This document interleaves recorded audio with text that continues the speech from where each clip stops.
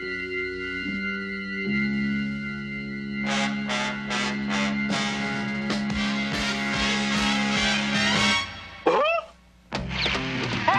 Scooby! Scooby, Scooby Doo, looking for you. Scooby, Scooby Doo, where are you? All the stars are here, waiting for you. Couldn't have a show without you. Scooby, Scooby Doo, Scooby, Scooby Doo.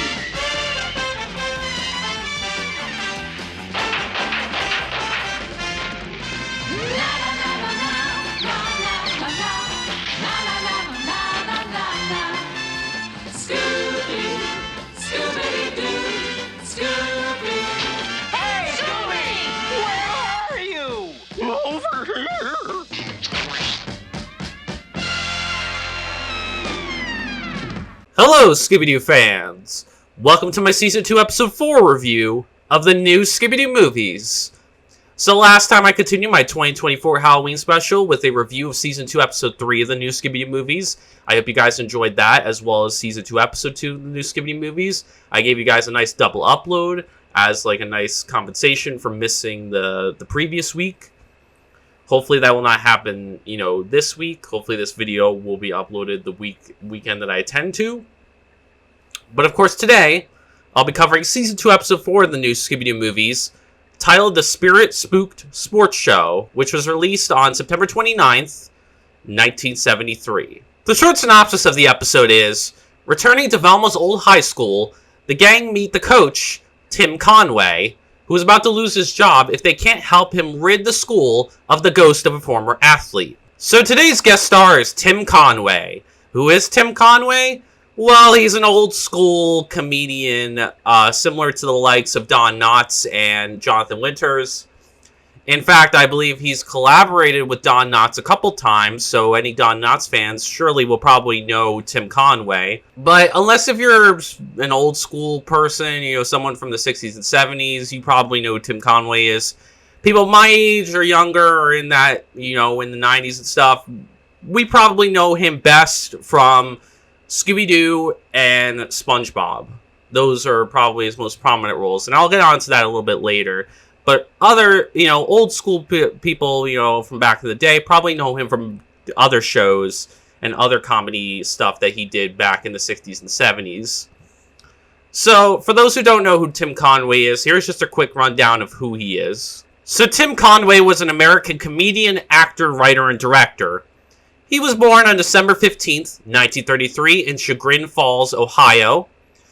Tim Conway began his acting career in 1960 with the Cleveland area sketch comedy show called Ernie's Place, where he played various roles on the show. In television, his other memorable roles include an episode of The Gary Moore Show, where he played himself, a main role on the TV show McHale's Navy, where he played Ensign Charles Beaumont Parker from 1962 to 1966, The Mike Douglas Show, where he played himself for 23 episodes, the TV show Rango, where he played the titular character, Rango. The Carol Burnett Show, where he played various roles from 1967 all the way up to 1978. In 1970, Tim Conway would get 2 shows based on him. The first one was simply called The Tim Conway Show, where he played Tim Spud Barrett. And the other one was called The Tim Conway Comedy Hour, where he played various roles on the show. He was in 5 episodes of Sesame Street, where he played himself. He was in the 1977 TV special called The Chevy Chase Show, where he played various roles. He was in the Carol Burnett and Company Show, where he played various roles. From 1980 to 1981, Tim Conway would get another show based on himself, once again called The Tim Conway Show, where he once again played a variety of roles. He was in Ace Crawford, Private Eye, where he played the titular character of Ace Crawford. He had another show modeled off of him called Tim Conway's Funny America, where he once again played a variety of roles. He did Carol and Company, where he played an audience member. He was on an episode of The Simpsons, where he played himself. An episode of Clueless, where he played Mr. Hubley. An episode of Ellen, where he played a comedian. The Wild Thornberrys, where he voiced Zebra Number 1 / the Jackal. He was in SpongeBob SquarePants, where he voiced Barnacle Boy from 1999 all the way up to 2012 on the TV show. The Proud Family, where he voiced Mr. Peterson. CSI Crime Scene Investigation, where he played Knuckles Pratt. Batman the Brave and the Bold, where he voiced Weeper.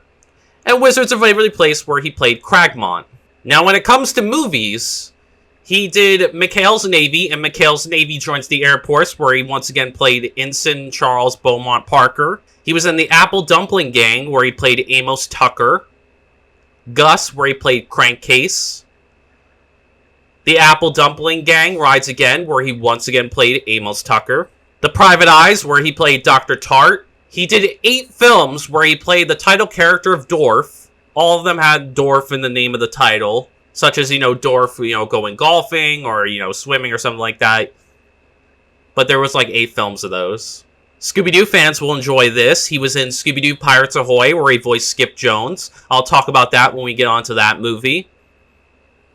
He was in Garfield's Fun Fest, where he voiced Freddy Frog, the Gate Guard, and the narrator. And the SpongeBob movie, Sponge Out of Water, where he voiced the seagull. Tim Conway was also in video games as well. But most of his video games consisted of SpongeBob, and of course the Scooby-Doo Night of 100 Frights video game. But in video games, he voiced Barnacle Boy in 8 SpongeBob video games. And he voiced Professor Alexander Graham in Scooby-Doo Night of 100 Frights, so Scooby-Doo fans will get a kick out of that.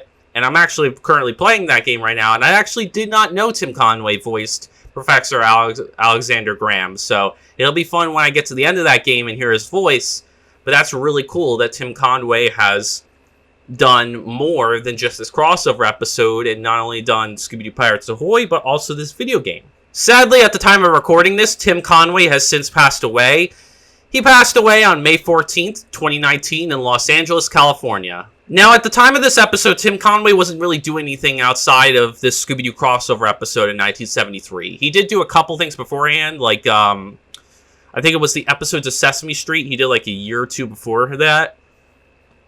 But besides that, he didn't really do much in 1973. It was just this crossover episode he did. As per usual, I'll be watching Season 2, Episode 4 of the new Scooby Doo movies on the new Scooby Doo Movies, the Almost Complete Collection.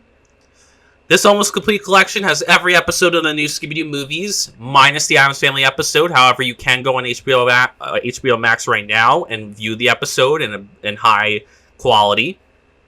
And I go more in depth on why that episode hasn't got an official physical media release. Now, what's my experience with Tim Conway?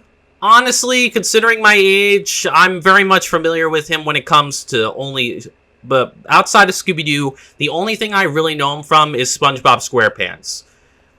Me being born in the year 2000, SpongeBob was, besides Scooby-Doo, one of my favorite shows growing up as a kid. So the fact that he voiced Barnacle Boy, obviously was really cool. I think that's awesome that he was with SpongeBob for such a long time, and it's clear that he also was in other Scooby-Doo stuff, like Pirates Ahoy, which I'll hopefully will review in the future, and Night of 100 Frights, which I haven't gotten to the section, where you find Professor Bell yet, or Professor Alexander Graham, later in the game. But it'll be fun to hear his voice when I do find him. But yeah, outside of that, I'm not really familiar with this old school stuff. Tim Conway is very much an unfamiliar comedian. He's just simply before my time. When I think for people my age, you're probably only going to know him from SpongeBob, voicing Barnacle Boy, and his few sporadic appearances in Scooby-Doo. But outside of that, Tim Conway is not a man I'm very familiar with. I'm not a huge fan of him. But why don't you guys let me know if you guys are big fans of Tim Conway? Do you like the guy? You think he was a good pick for a Scooby-Doo crossover? Are you not that big of a fan of him? Are you more familiar with his old school stuff? Or are you like me? Are you familiar with his newer stuff, like with SpongeBob and, Scooby? Let me know. Now, as far as this episode's reception goes, I believe most fans aren't too keen on this episode. It's not hated per se, but I don't hear it really talked about much. So that kind of tells me that fans maybe find this forgettable. So that doesn't give me high hopes, because we've been on a streak of 3-star episodes, and this really makes me think that we're going to have another mid-episode. But yeah, I don't really hear this talked about a lot by Scooby Doo fans. It's not a highly regarded episode, despite Tim Conway's few sporadic appearances in the future. Tim Conway clearly did not make an impression in this crossover episode. So, is this episode a hidden gem? Is it forgotten for a reason? Or have we hit a fourth middling episode, and are we going to have a streak of 4 middling episodes in a row where it's just safe and decent and maybe forgettable or fun? Well, let's find out, shall we? So let's look at the episode to see whether I think it is a good or bad episode of the new Scooby Doo movies. The episode begins with the gang driving through Velma's hometown. Yes, Velma actually used to be somewhere else before she was with the gang in high school.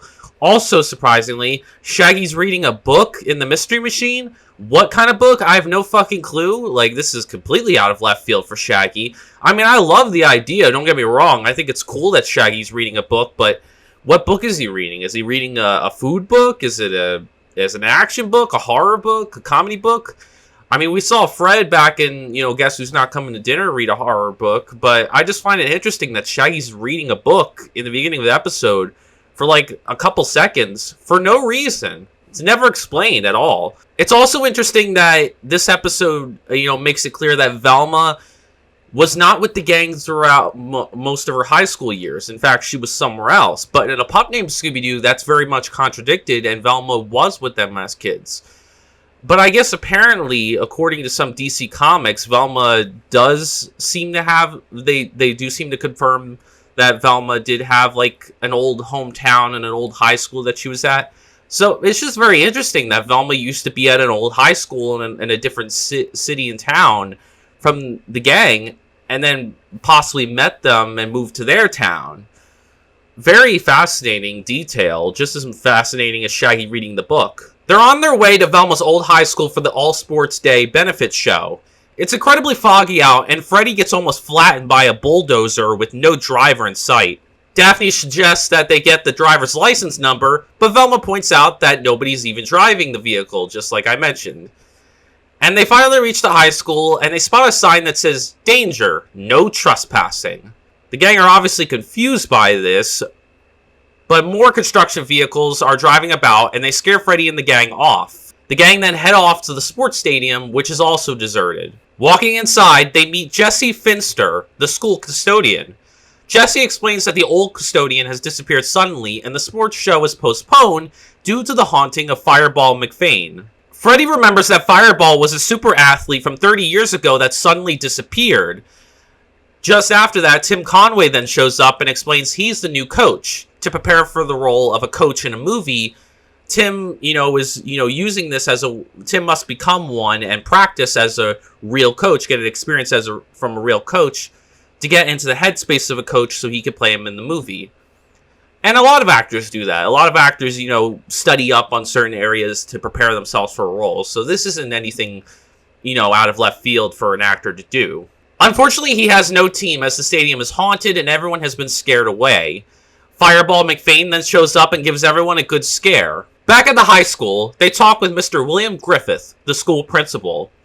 The principal doesn't recognize Velma, which she finds a bit unusual.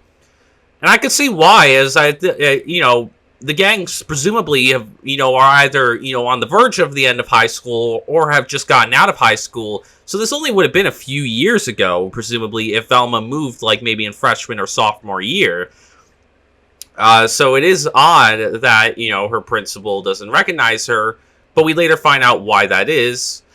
And Mr. Griffith explains that the school is being closed as they don't have enough financial aid. They had recently built a new stadium, but to continue to get funding for the school, they need a championship team. The only way to raise money is through the All Sports Benefits show. Mr. Teller, the man who's donating the money to the school, then shows up and explains that he's discontinuing his grants to the school, so the land's going to have to be sold. Tim Conway calls a meeting in the gym where he shows off his coaching skills to win Mr. Teller over. The gang, specifically Velma, then try to convince Mr. Teller that Scooby and Shaggy are world-class athletes. Mr. Teller walks away laughing, obviously, at this, and Coach Conway gets down to business in training Scooby and Shaggy for the event. I can see why Mr. Teller laughs at this claim, as it's an extraordinary claim for Velma to make, and very out of the blue.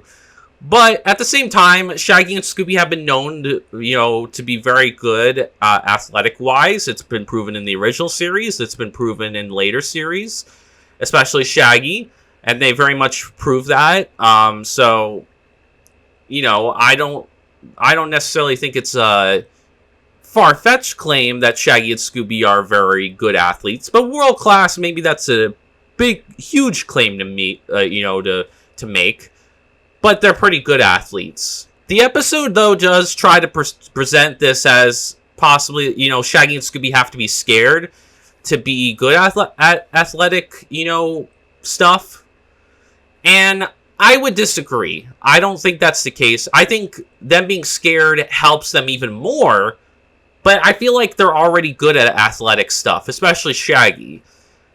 By the way, I do love seeing later on in the episode Scooby throwing a discus. As someone who, used to play discus and loved doing discus, that was pretty cool seeing Scooby throw a discus. Fireball then shows up and gives the cowardly duo some ghostly motivation where they run about the stadium in fear and break dozens of records. This obviously pisses off Fireball McFane. And unfortunately, Mr. Teller misses the entire demonstration, but he explains that he'll be watching the benefit show tomorrow to decide if he donates his money or not. Mr. Jesse Finster, the school custodian, then shows up and warns the gang once more, and Finster explains that years before Mr. Griffiths was a principal, he was an Olympic judge who disqualified Fireball out for cheating. Thus, Fireball is out for revenge. Fireball then shows up as a ghost in the popcorn machine, and Mr. Finster explains he's had enough and he's leaving.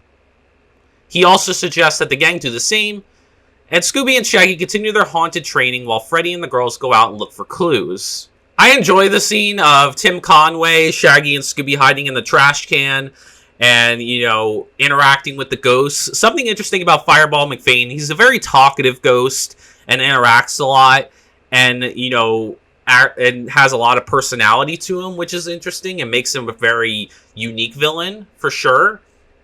And I do find it interesting, his back and forth with Shaggy, Scooby, and Tim Conway. And I loved all the hijinks and shenanigans they go up to. Now, this episode does have maybe one too many chase scenes, but this one definitely is a highlight for me in the episode. Are you sure you're sure no spirits out there? Sure, I'm sure. I'll show you. Oh, hi there, Fireball. Still hanging around the old haunts? Oh. This is no time to dig for bones, Scoob. We've got to get out of here. Well, I'm trying. Now you must suffer for your interference. Hey, how'd you like to be in pictures? Me? Horror pictures. Hollywood's looking for your type because you're the real McCoy.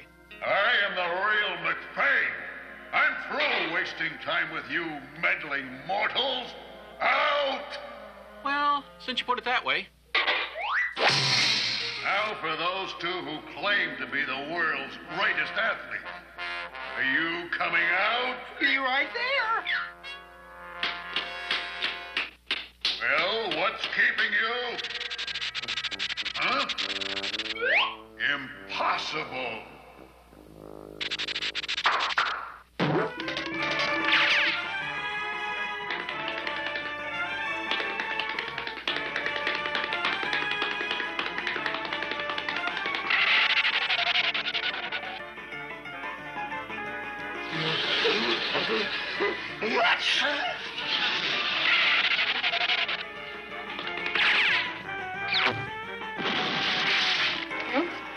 Blast them! Beam, I suggest we do some sprinting. Like I'm with you, Coach. Likewise.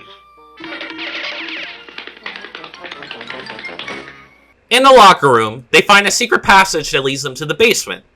Down there, they find a mock-up of the school, which has a racehorse on the school track. A television then turns on, where Fireball laughs and sends the gang down into a cavern by way of a trap door. In the cavern, our trio finds the construction vehicles that scared them off earlier. Scooby, Shaggy, and Tim Conway get further frightened and end up in the cavern. In the cavern, they find another model racetrack, which Velma picks up as a clue. Tim Conway flips on a TV and realizes that the TV remote controls the vehicles. Freddy then uses the bulldozer to escape from the cavern. The gang then continue their training, and Mr. Teller shows up to congratulate them on not leaving. Velma gives Mr. Teller a speaking to and suggests that he's behind the haunting as the construction vehicles belong to his company. Thus, he wants his land back and uses the haunting to make it happen. We then get one long and final chase scene, and Freddy and the girls capture the ghost in a musical cello case, and they also find Principal Griffiths tied up in his office, along with a rubber mask, a fireball, and some paperwork. Despite Fireball being caught, though, Coach Conway, Scooby, and Shaggy also catch another Fireball McFane. They're all very confused, but they'll know they'll get to the bottom of things when the police show up. Threatened by Velma's claims, Mr. Teller had called the police. Freddy and Mr. Conway unmasked the ghost, and one is Mr. Griffiths, the school principal's twin brother.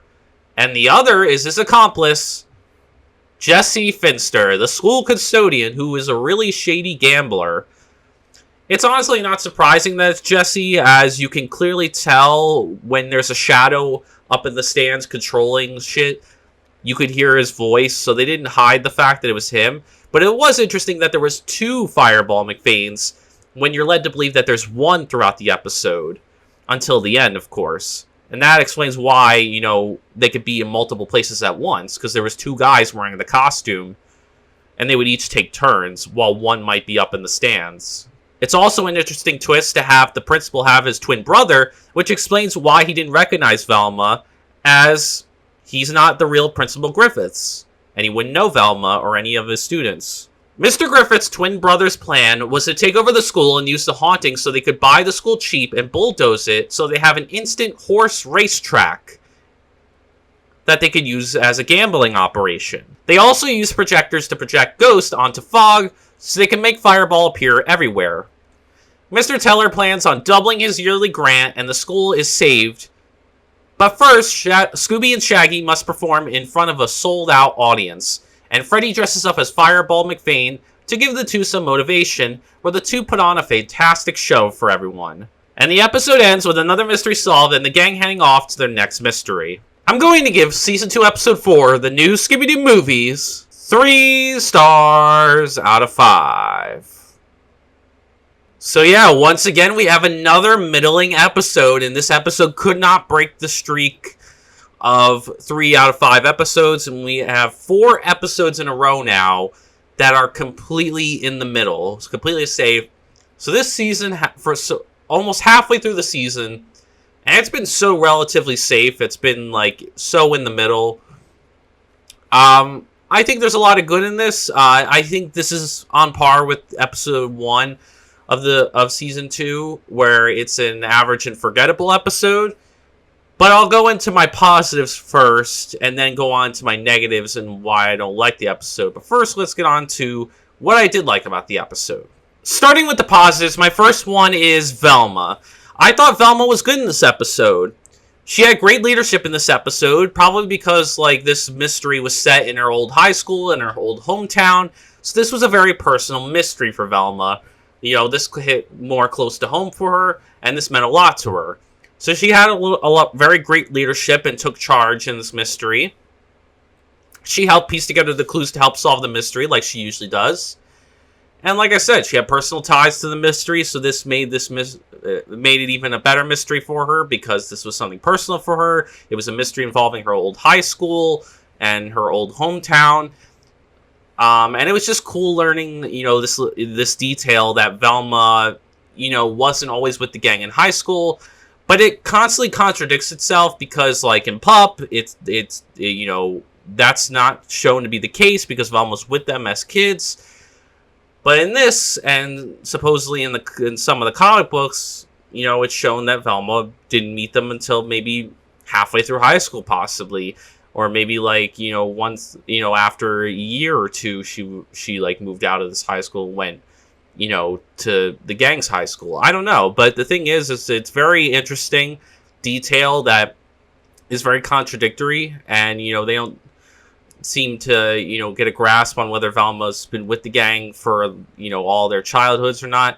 I personally like the idea that Velma was always with the gang as children and they were childhood friends, rather than Velma meeting them from a different town. But still, like, that's not bad either. But I do prefer a pup named Scooby Doo's version where it's shown that, yeah, they're like childhood friends. They grew up together. But each show has their own continuity and, different rules. So I guess I can't really, complain too much, But still a fascinating detail nonetheless. And it's very interesting detail that seems like it gets brought up a little bit, but mostly isn't followed through to different other series. So, in fact, other series, prominently like to show that Velma was with them throughout their childhood. So, I think the writers seem to prefer more Velma being with the gang as children rather than her being someone that used to be somewhere else and then moved to the gang's hometown and met them there.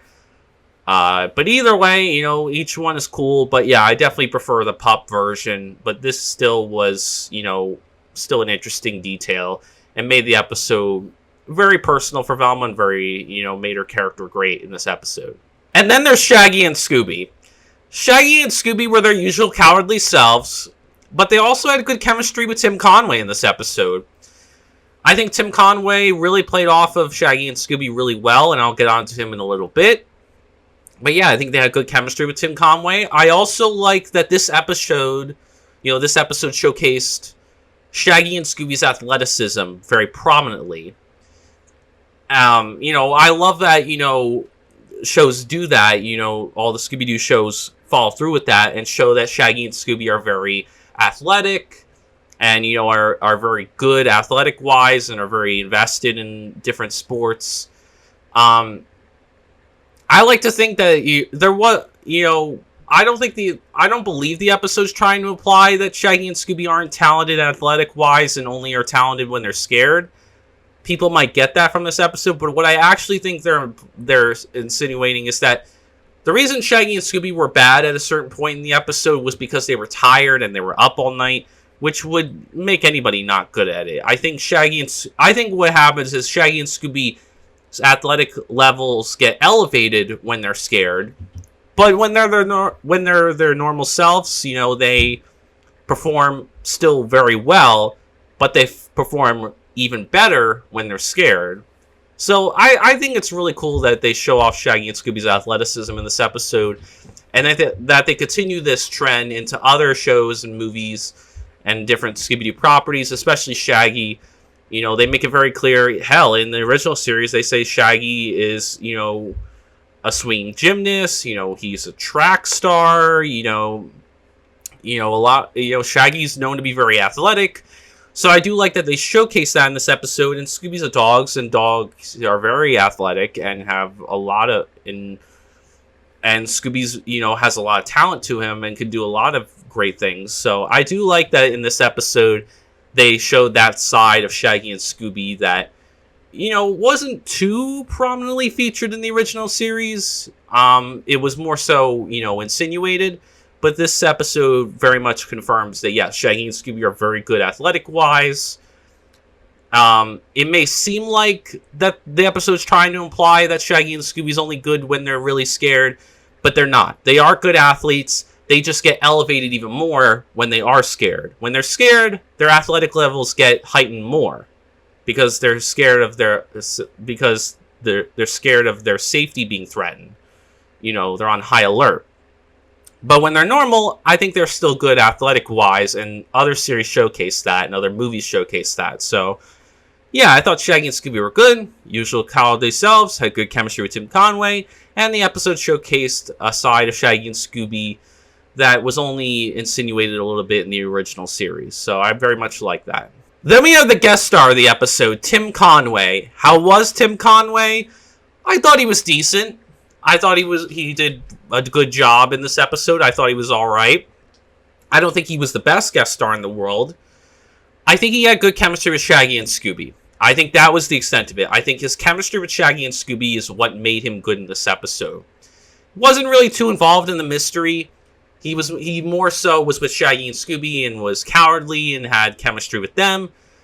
And I think that helped save him because had he not had chemistry with Shaggy and Scooby, I think Tim Conway would have been a weak link because I love slapstick humor. But they definitely overdo it a lot with Tim Conway and make him a bumbling fool that, does all...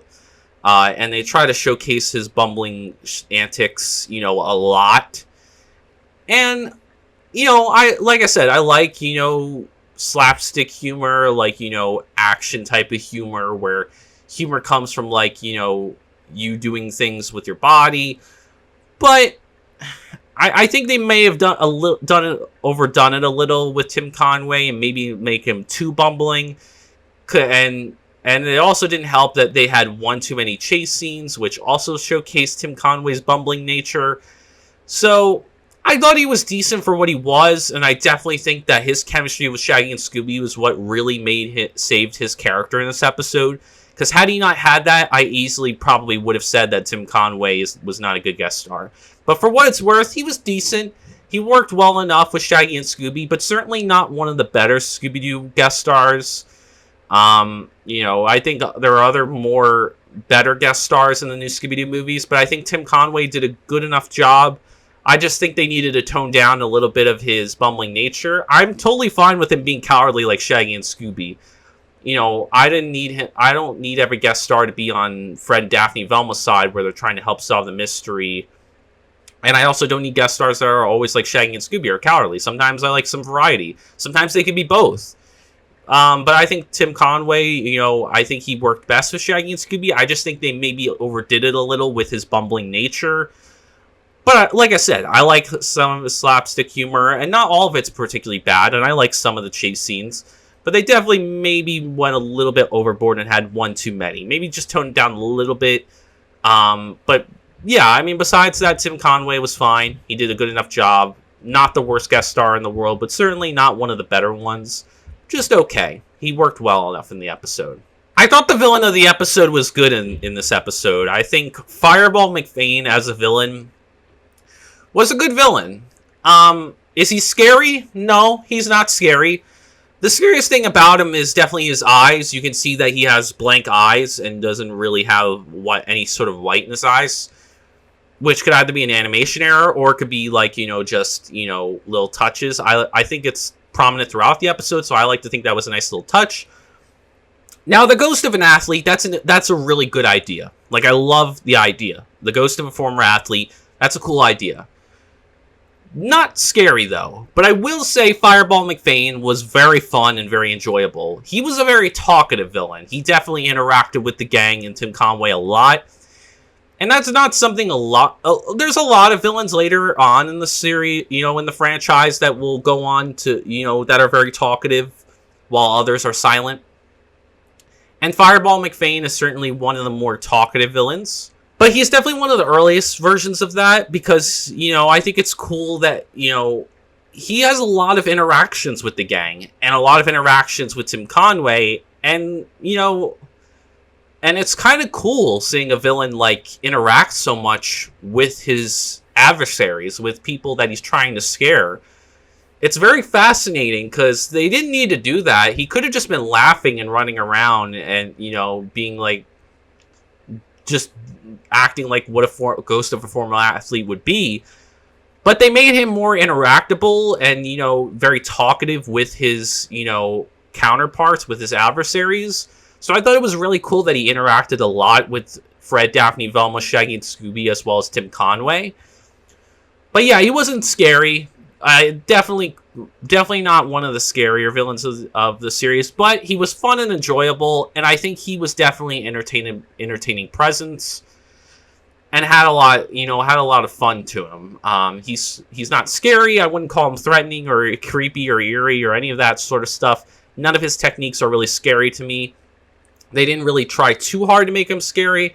I kind of wish they did. There was certainly potential to make the ghost of a former athlete scary, but I don't think they really tried hard enough. But for what it's worth, he's still a good villain, and I very much enjoyed Fireball McFane. I enjoyed the backstory, that, at first you're led to believe that this is a ghost out for revenge against Principal Griffith for, disqualifying him for cheating, and he's vowing for revenge. But it turns out not to be that, and someone just using that legend to further different kinds of means.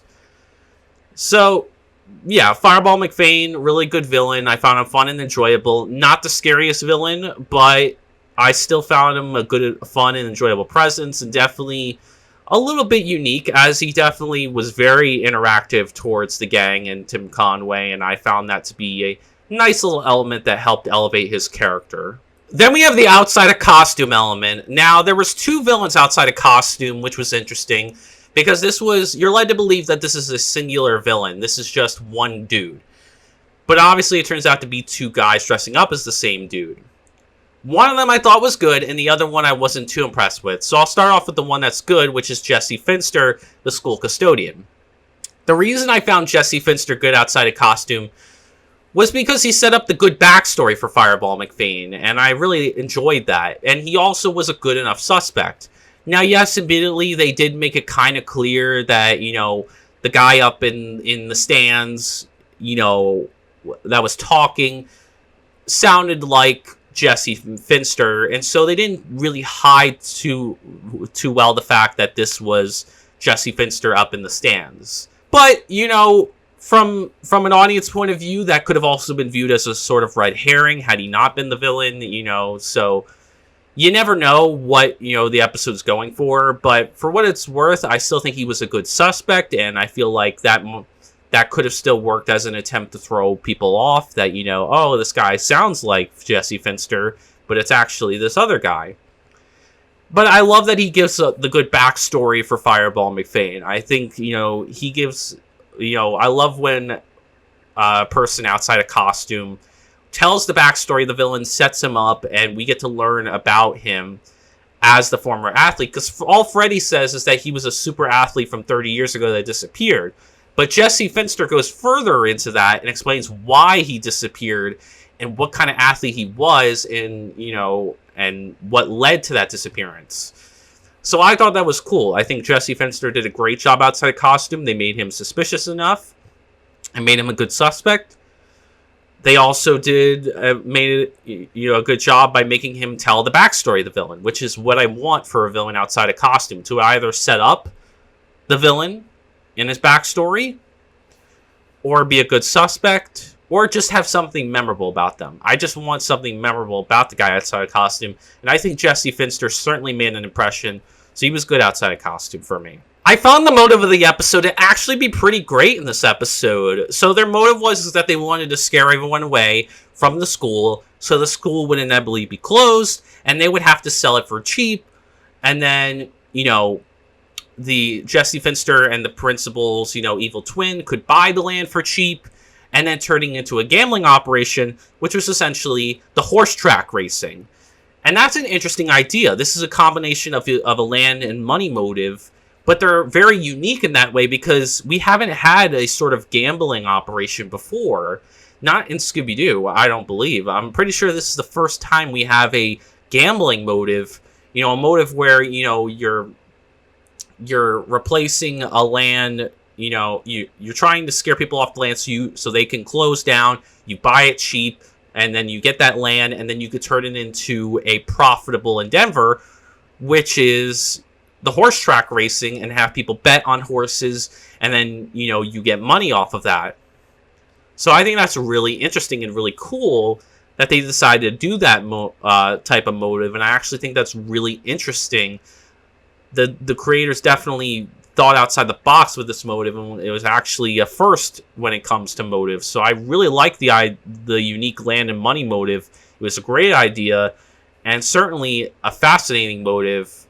So I really enjoyed the villain's motive in this episode. They had a really good, unique, and fresh motive that we hadn't seen yet in Scooby-Doo, and I thought that was great. I found there to be a good number of suspects in this episode. So we had 3 suspects in the episode, which is good because you're led, like I said, you're led to believe this is one villain. So you're led to believe this is one guy outside of costume.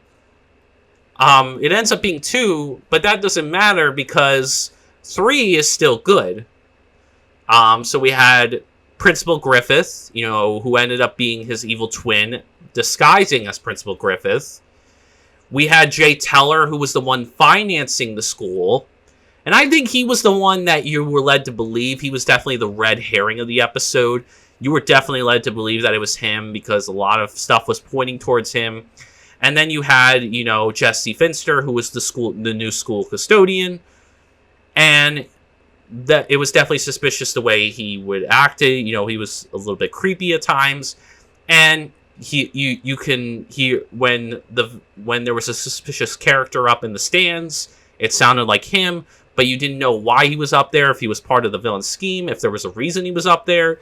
So yeah, I thought they did a good job making each person suspicious.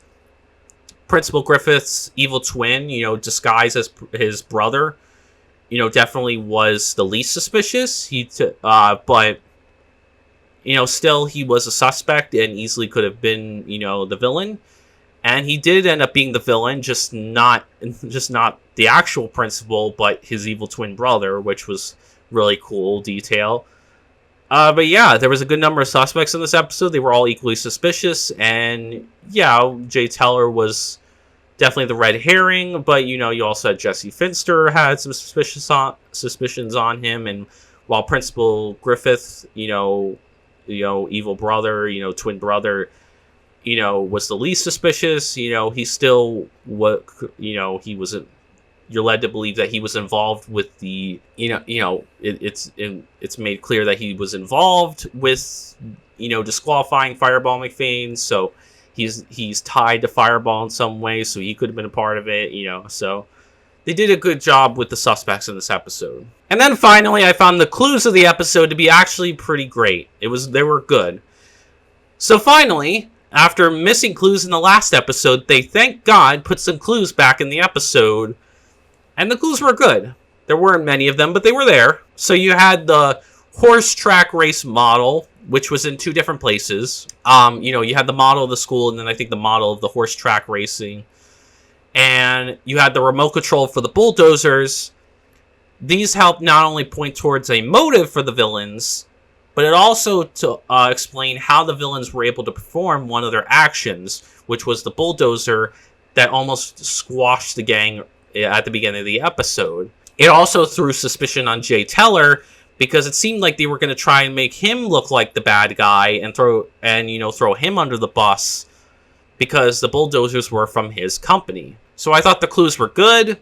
They helped point towards a motive. They helped, point some suspicion towards a suspect. And they helped explain one of the villain's actions and how he was able to control it while not driving. Now let's go on to the negatives of the episode. So starting off with my negatives, I think the first one we'll have to address is Fred and Daphne. I thought Fred and Daphne were underutilized in this episode. I don't think they were utilized to the best of their abilities. Fred didn't really feel like a leader in this episode. He didn't really try to help solve the mystery. He didn't really feel very involved at all, and neither did Daphne. They felt completely underutilized, completely wasted. And, it felt more like Velma and Shaggy and Scooby were more focused on than them. And, yeah, Fred and Daphne just took a back seat in this episode. And that's really a shame. I would have liked for all the gang to be on top form. But, yeah, they just weren't utilized to the best of their abilities in this episode. So, Fred and Daphne, pretty weak in my mind in this episode. Not really utilized that well. So, outside of costume, I found Mr. Griffith's twin brother to be very uninteresting. And he made very little of an impression. So, unlike Jesse Finster, who made a lot of impression and did a good job setting up Fireball McFane and being a good suspect, Principal Griffith's twin brother really didn't do that much. Whether it had been Principal Griffith, or not, had that twist not happen or not, he made very little of an impression and just didn't really do much, to stand out. So I wasn't really impressed with him outside of costume, and because it was his twin brother playing an act as, his brother, we don't really get to know about him. We don't really get to, see him, set up the villain in any way. Nothing with him. So he just didn't really make much of an impression, to be quite honest. He just was very uninteresting and had no impression on me in this episode outside of costume. There was no mystery at all in this episode. Yeah, I really couldn't find any sort of mystery at all throughout the episode, and maybe that's because they tell the backstory of Fireball McFane, so there's no real mystery to why Fireball is haunting the school stadium, because we know why. We get the entire backstory, which isn't a slight against that. I love that they tell the backstory for Fireball McFane. I just don't... There's not really any sort of questions that we're asking about, what the situation and what's going on. We're not asking why is Fireball haunting this place, what is he after, because we get those answers. And there's no other questions to be asked, I feel like. There's no other questions asked throughout the episode that the gang are trying to solve. So, yeah, I mean, I just could not find a mystery in this episode. I didn't really sense any sort of mystery at all. It felt like the gang were just, saving Velma's, high school, all sports benefits show. They were just doing a great, good service. But there really was no mystery to Fireball McFane as a villain. But there was also no mystery to his actions or anything else. So, yeah, that led to there being really no mystery throughout the episode. And no questions to be asked throughout the episode. Because we got the answers of the important questions we would normally ask. And they don't ask any other questions. So we're left with no mystery in this episode. I found the atmosphere of the episode to be quite dull. It was mainly due to the fact that I think that Fireball McFane as a villain just didn't have much scare factor to him. There wasn't really much scary stuff to him. But also, the setting was quite generic as well. There was certainly potential to have, but I feel like they didn't capitalize on the atmosphere of this episode. There was potential for this atmosphere to be really good. There was the dark, foggy night throughout most of the episode. So they really did try to make it, have some type of atmosphere. But I just didn't really feel it. And that's because Fireball McFane as a villain didn't really do anything threatening or dangerous or anything scary. But the setting didn't really have anything in it either that made it, had any sort of that added to the atmosphere at all. And there was just nothing really, natural in the episode that made me feel any sort of tension or suspense or creepiness or eeriness. I never feared for the gang's safety. I was never on the edge of my seat. But I wasn't creeped out or felt any sort of eeriness throughout the episode because the villain was honestly more fun and enjoyable rather than actually scary. He just didn't have enough scare factor to him, and the setting was, quite generic, and didn't really have anything in there to help, enhance the atmosphere at all. So, while there certainly was potential to have atmosphere, and I could certainly see they tried with, the foggy dark night surrounding the stadium. They definitely make it a point to show that it's very foggy out through most of the episode. And it's nighttime. And I like that. I like the idea, but I feel like they just didn't capitalize it. There was certainly potential, but they just didn't capitalize on it. And finally, I found the setting of the episode to be quite generic. The reason I found it generic, was really because there wasn't enough unique features to it to help make it stand out. Now, don't get me wrong. I like the idea of a high school stadium being the main setting of the episode. I actually think it's really unique and fresh. We hadn't seen that before yet. So it was cool seeing the gang in a high school setting and in a high school stadium. But the thing is that high school stadiums, college stadiums, pro stadiums, they all usually have unique features to them to help make them stand out from other stadiums. And I don't feel this episode really tried that with this high school. There was any sort of unique features to it, nothing to make it stand out, nothing to make it unique. And I just felt like that they didn't really help to, make the stadium, help distinguish the stadium from other stadiums, and they just use a generic, type of stadium that, that could be any sort of stadium in the world. There's not really any sort of uniqueness to it, and it's a shame because I've seen stadiums with unique stuff to it, unique background stuff to, unique stuff in the background, unique props in the stadium, just stuff to enhance it and make it, its own entity. But to me, I don't think that they tried too hard with this high school stadium. And they're just kind of like, yeah, let's just use a generic one. Let's just draw what a usual high school stadium would look like. Hell, even my own high school stadium had some uniqueness. There was like a water tower, near the stadium. So that helped make it a little unique because like that certainly stood out, and there was a lot of shopping areas behind there, and that's basically what I mean, like just like stuff that's around the stadium or in the stadium that kind of makes it stand out and has unique features and props to help make it stand out and make it unique. And I don't think they really did that in this episode. So while I certainly like the idea and I think it's a great idea, just like the villain, I think they just didn't capitalize well enough on it. Just like the atmosphere, I just think they just fell short with it. There was certainly potential there, but I just think that they missed the mark with the setting. So, yeah, the setting just was a bit too generic for my taste and just wasn't as good as it could have been. Overall, guys, I would not recommend this episode to fans and newcomers of the show. It certainly has its good qualities in it. Don't get me wrong, it has some good stuff in it. But for what it is, like I said in the beginning, it's just quite average and forgettable to me.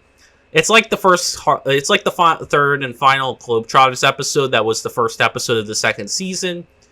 It just, it was very average and forgettable. It's like, you watch it, it's not the best thing in the world, but it's certainly not the worst thing in the world, but you're going to forget about it and move on, and it doesn't really make much of an impression on you, and it just, despite all its good qualities and the potential it had to be a good episode, they certainly just didn't capitalize enough on it to make it stand out and make it, break the streak of middling episodes. So unfortunately, I just can't recommend it, to any fans or newcomers.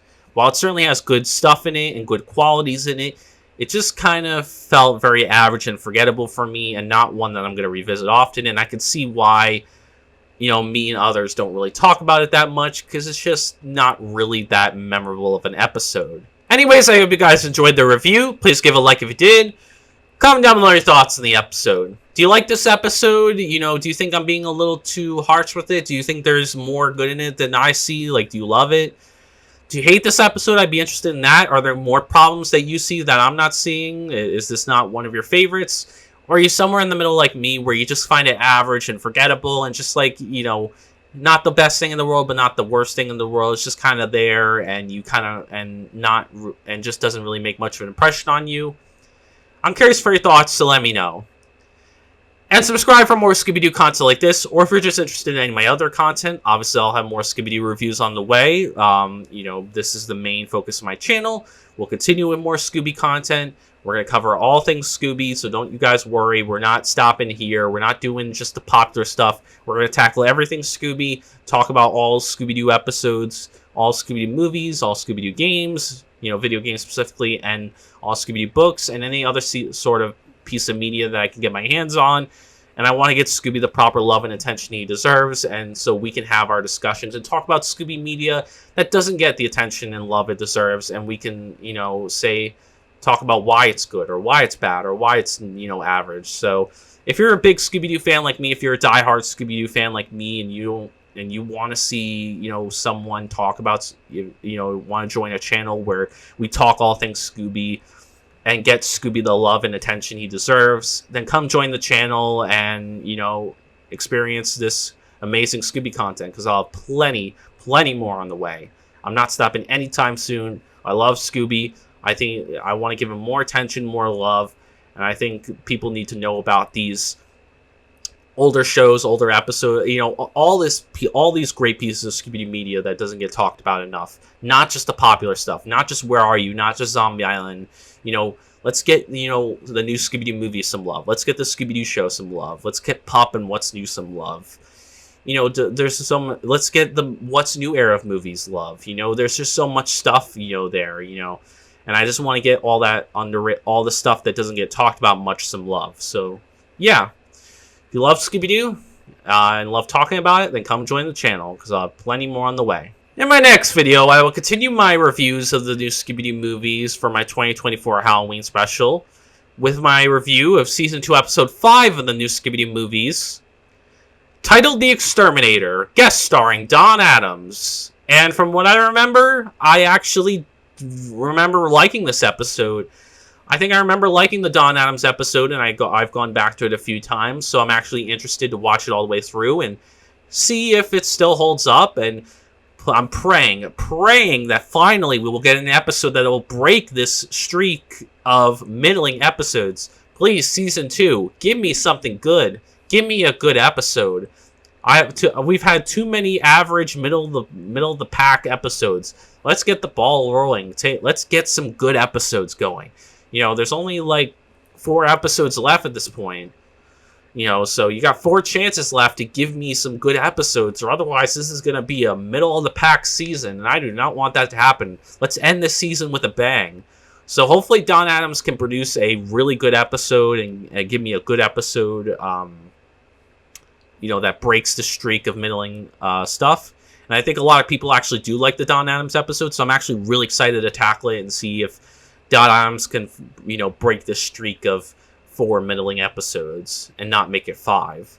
So if you're curious on my thoughts on the Don Adams crossover episode, then come join me next time. Anyways, thank you guys so much for watching this video, and as always, peace out.